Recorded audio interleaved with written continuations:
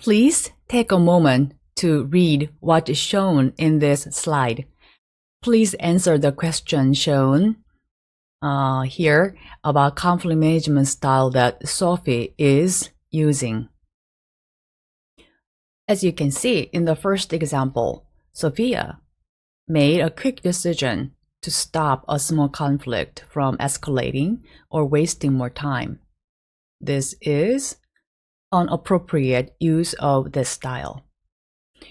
In the second decision, while she solved an issue, she created another one.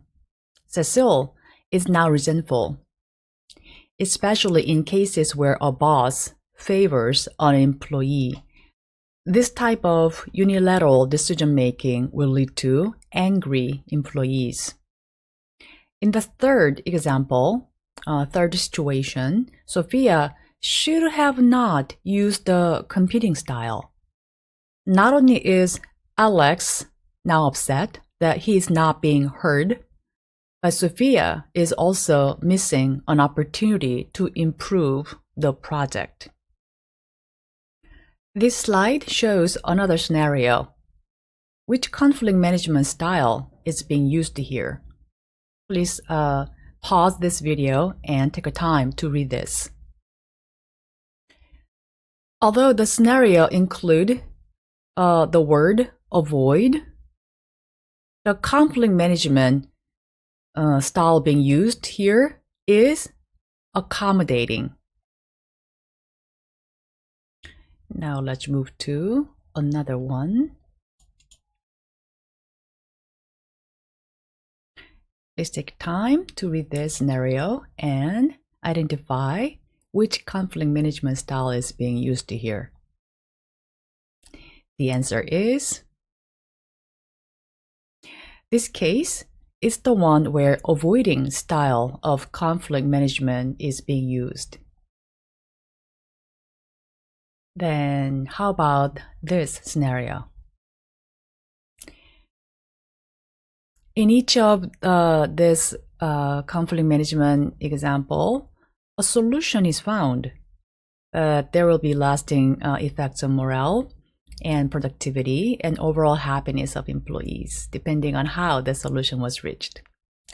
Skilled conflict management is minimizing the lasting effect of conflict by using the right tactic at the right time. So the conflict management style being used here is collaborating. Okay, then how about the next scenario? Which conflict style management is being used here? Take a moment. The answer is compromising. Now, let me give you specific and actual verbal examples of tactics people use when in conflict. Have you said or heard statements such as the first one showing in this table? You have bad attitude, or you wouldn't do such a sloppy, unprofessional work.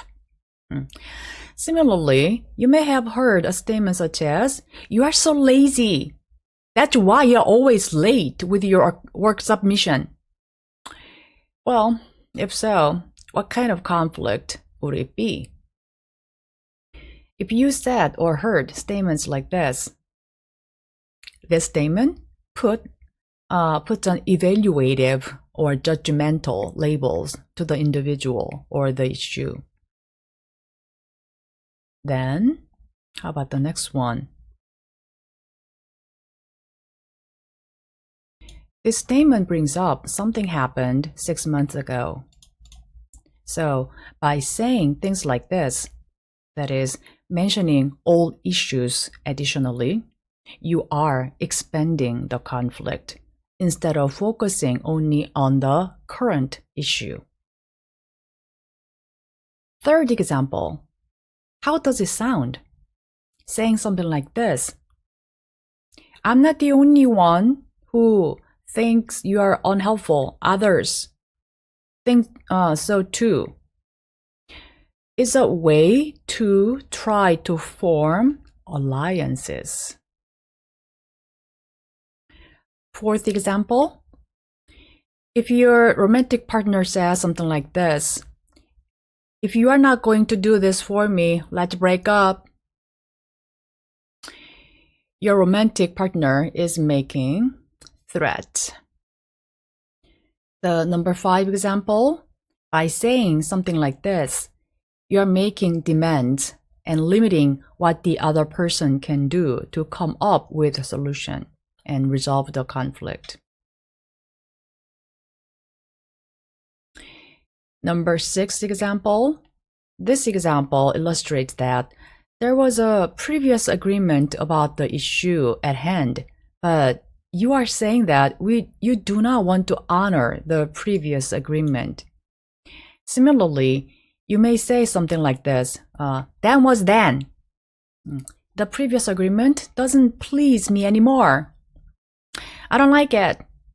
Then you are breaking the previous agreement and arguing your current point of view. If you use any of these conflict tactics, you are escalating the conflict. You are not resolving the conflict.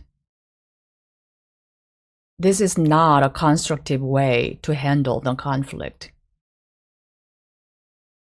To be honest with you, my confession here, I am guilty of using some of these tactics in the past when I get to fight with, let's say, my sister, my husband, my friends, and so on.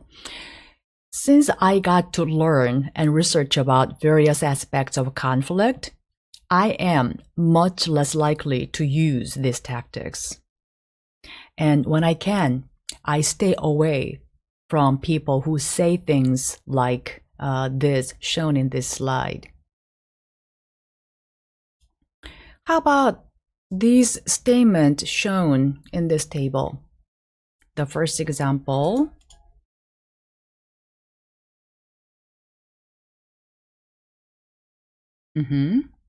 Then how about the second one? Have you heard your supervisor or team leader saying to you like this one?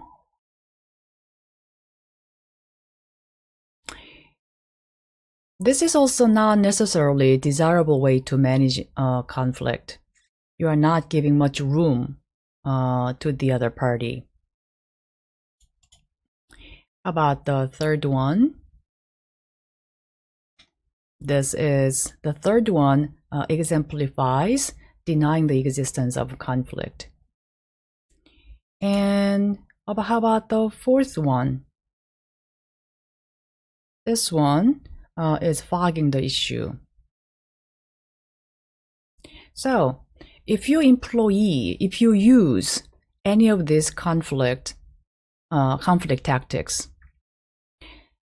you are avoiding the conflict. You are not resolving the conflict. Some scholars will argue that this is not a constructive way to handle the conflict. So these 4 examples of statement about conflict tactic may sound a little better than what is shown in the previous slide, but I'm not telling you that this is a constructive way to handle conflict. By now, you may wonder, what are the things that you can do or say to resolve conflict? At this point, I do not have scientifically proven advice that can be applied widely and generally to conflict of all kinds. As I said before, and also a popular saying goes, one size does not fit all. Every conflict is different. Individuals are different. Conflict situations are different. Relationships are different. So my advice at this point is to develop your own effective strategies. Learn various theories, research findings, collect various devices, and learn from other people's experiences, and then prepare a list of things you can practice.